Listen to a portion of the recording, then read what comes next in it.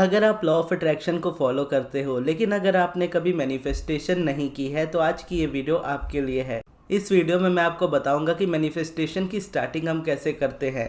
भले ही आपने law of attraction को फॉलो करना स्टार्ट अभी किया हो या कुछ दिन पहले किया हो या फिर आप काफ़ी टाइम से लॉ ऑफ अट्रैक्शन को फॉलो करते हो लेकिन लाइफ में आज तक कोई चीज़ मैनिफेस्ट नहीं हुई, स्टिल ये चीज़ आपके लिए वर्क करेगी।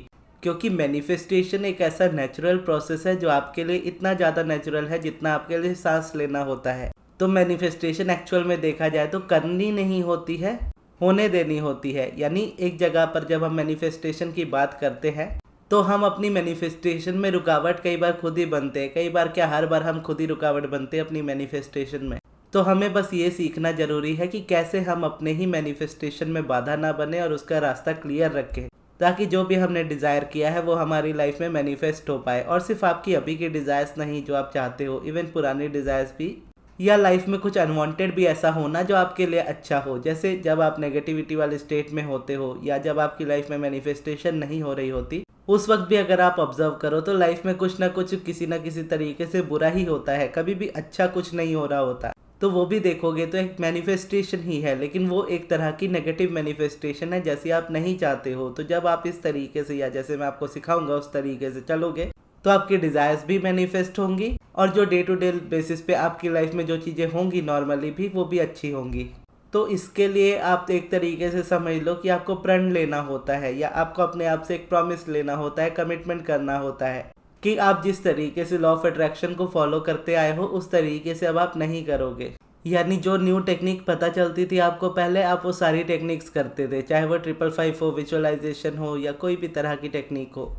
वैसे विजुअलाइजेशन को देखा जाए तो उतना हम टेक्निक में नहीं इसको ऐड कर सकते क्योंकि ये प्रोसेस हमारे लिए नेचुरल होता है। टेक्निक आप समझ लो जैसे 555 टेक्निक होती है, 369 टेक्निक होती है, और पेपर पे लिख के कहीं छुपा दो या पेपर को लिख करके कहीं जला दो या एक दिन में इतनी बार इस चीज़ को बोलो। तो वो जो चीज़ें होती है वो टेक्निक में होती है और वही चीज़ सबसे ज़्यादा फ्रस्ट्रेटिंग होती है और वो चीज़ें आपको कभी रिजल्ट नहीं देती है, उल्टा आपकी लाइफ में जो चीज़ें अच्छी है उसको भी ख़राब करने लगती है। तो इसीलिए ये वाले मेथड से आपको पूरी तरह से कट ऑफ करना है। तो सबसे पहला कमिटमेंट आप अपने आप से करोगे, पहला वादा ये अपने आप से करोगे कि आज के बाद आप कभी कोई टेक्निक नहीं करोगे और ना ही कोई टेक्निक से रिलेटेड वीडियोस देखोगे। और इसी के साथ आपको दूसरा कमिटमेंट अपने साथ ये लेना होगा कि अब आप ऑथेंटिक तरीके से लॉ ऑफ अट्रैक्शन को फॉलो करोगे। और जब आप इस तरीके से लॉ ऑफ अट्रैक्शन को फॉलो करने का कमिटमेंट लोगे तो ही आप आगे बढ़ पाओगे, तभी आप इस प्रोसेस को फॉलो कर पाओगे। क्योंकि इस प्रोसेस में आपको चीज़ें करने से ज़्यादा चीज़ें ना करने पे ध्यान देना होता है। जैसे आप पहले मैनिफेस्टेशन के लिए चीज़ें करते थे, अब आप वो चीज़ें यहाँ पे नहीं कर सकते। अब आप जो भी करोगे अपनी अलाइनमेंट के लिए करोगे। अगर आप किसी सब्जेक्ट के लिए वर्क भी करते हो तो उस सब्जेक्ट को मैनिफेस्ट करने के लिए नहीं करोगे, उस सब्जेक्ट की वाइब्रेशन को अपने अंदर चेंज करने के लिए करोगे। और इस जगह पर आप उस चीज़ को कभी चूज़ नहीं करोगे जो आपके लिए बहुत ज़्यादा हार्ड है, जिस जगह पे अपनी वाइब्रेशन को सही करना, या वाइब्रेशन अगर बहुत नेगेटिव है किसी सब्जेक्ट पे, जैसे मोस्टली लोगों के स्पेसिफिक पर्सन को लेकर के होती है। अगर आपके भी स्पेसिफिक पर्सन को लेकर के बहुत स्ट्रॉन्ग नेगेटिविटी है तो आप उस सब्जेक्ट पे वर्क नहीं करोगे। अब इस जगह पे उस पे वर्क नहीं करोगे तो किस पे करोगे? यानी इंपॉर्टेंट आपके लिए अगर स्पेसिफिक पर्सन ही मैनिफेस्ट करना है और कुछ आप मैनिफेस्ट नहीं करना चाहते, तो ऐसे में क्या करना चाहिए? ऐसे टाइम पे मैं ये बोलूँगा कि अभी आप रेडी नहीं हो इस वाले प्रोसेस के लिए। तो अगर आप इस वाली सिचुएशन में हो तो आप इस जगह पे थोड़ा अवॉइड कर सकते हो।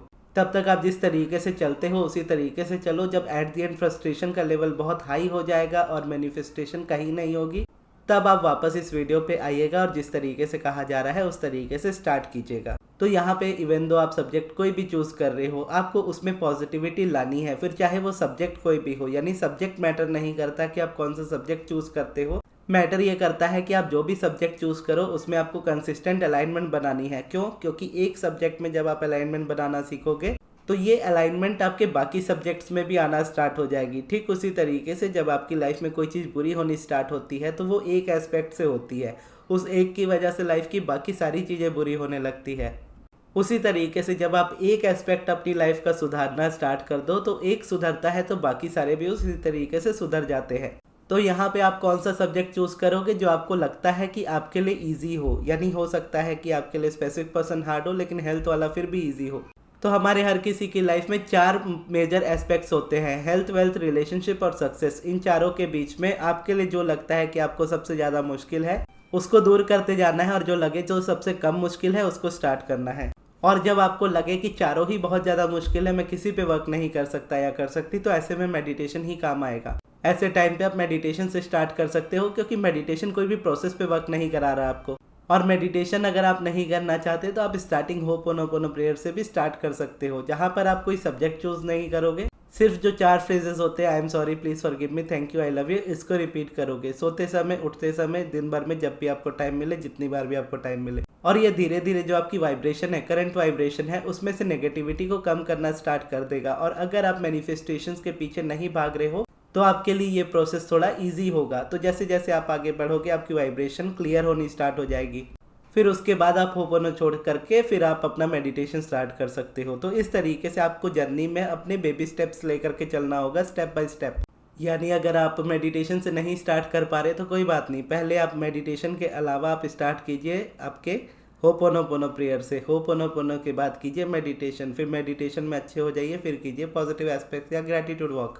एक प्रोसेस आपको दूसरी प्रोसेस की तरफ खींच करके लेकर के जाएगा। और आपका गोल क्या होगा कि मुझे अलाइनमेंट पे आना है। अलाइनमेंट आप कैसे फील करोगे? अपनी बेटर फीलिंग्स को लेकर के, कि आप पहले से कम नेगेटिव होने लगोगे, चीज़ें आपको कम बॉदर करने लगेंगी। जो चीज़ आपको लगता है कि आपके लिए बहुत इंपॉर्टेंट है वो उतनी इंपॉर्टेंट नहीं लगेगी। किसी चीज़ को खो करके लगता है कि उस चीज़ के बिना तो मेरी लाइफ ही नहीं है, तो इस तरीके की चीज़ें आपको लगनी बंद हो जाएगी। और यहाँ पर आप किसी भी मैनिफेस्टेशन को छोड़ नहीं रहे हो, यानी ऐसा नहीं है कि मैनिफेस्टेशंस आपकी छूट जाएगी, बस उस पर से आपका फोकस हट जाता है, जिससे रेजिस्टेंस कम होती है और आप अलाइंड होते हो। जब आप अलाइंड होते हो तो वो जो चीज़ आप इतने टाइम से चाह रहे थे वो बिना एफर्ट्स के आपके लाइफ में आ जाती है। और इतने टाइम तक वो आपकी लाइफ में इसीलिए नहीं आई है क्योंकि आपने इससे पहले जितनी भी चीज़ें करके देखी है उन सारी चीज़ों में आपने एफर्ट लिए हैं, और एफर्ट की वजह से वो चीज़ें आपके लाइफ में मैनिफेस्ट नहीं होती। क्यों? क्योंकि एफर्ट आपको रेजिस्टेंस देता है, मेहनत आपको रेजिस्टेंस देती है। जब आप चीज़ों को सही तरीके से करते हो तो उसमें एफर्ट नहीं लगता, वो चीज़ें एफर्टलेस होती है, उसमें मेहनत नहीं लगती, आप उसको एंजॉय करते हो। तो स्टार्टिंग हो सकता है इस जगह पे मुश्किल हो,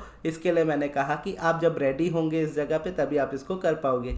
तो जब आप रेडी हो और इसी चीज़ को फॉलो कर रहे हो और इसी तरीके से फॉलो कर रहे हो तो ऐसा हो ही नहीं सकता कि आपको रिजल्ट ना मिले। और इस जर्नी में जब आप आगे बढ़ोगे तो स्टार्टिंग का फेज बहुत ज़्यादा नेगेटिव हो सकता है। तो ऐसे टाइम पे चाहे वो जितना भी नेगेटिव हो, जब आपने एक बार डिसाइड कर लिया कि मुझे आगे बढ़ना है तो किसी भी रीज़न में बढ़ना ही है, आप फिर पीछे नहीं मुड़ सकते। जैसा मैं आपको कल या परसों वाली शायद वीडियो में मैं आपको बता रहा था, थिंक एंड ग्रो रिच वाली जो स्टोरीज थी, जिसमें सोने से 3 फुट दूर वाली बताई थी और पुल जलाने वाली स्टोरी बताई थी, जिसमें आपको बताया गया था कि कंसिस्टेंसी कैसे हम मेंटेन करते हैं अपनी लाइफ में। तो वो कंसिस्टेंसी जब आप मेंटेन करना स्टार्ट करोगे आपको 100% रिजल्ट्स मिलेंगे। और इस जगह पर आपको पर्सनल हेल्प या प्रोफेशनल हेल्प की नीड नहीं होती है।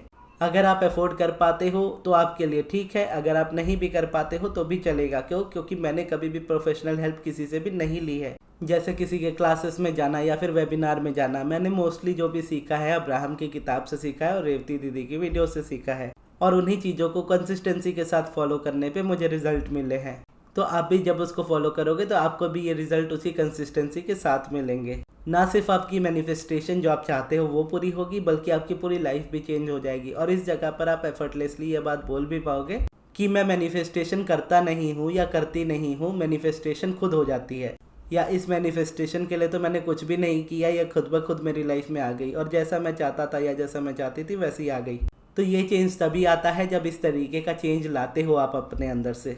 तो ये थी हमारी आज की वीडियो। आपको ये वीडियो कैसी लगी कमेंट्स में ज़रूर बताइएगा, और इस वीडियो को यहाँ तक देखने के लिए बहुत बहुत धन्यवाद।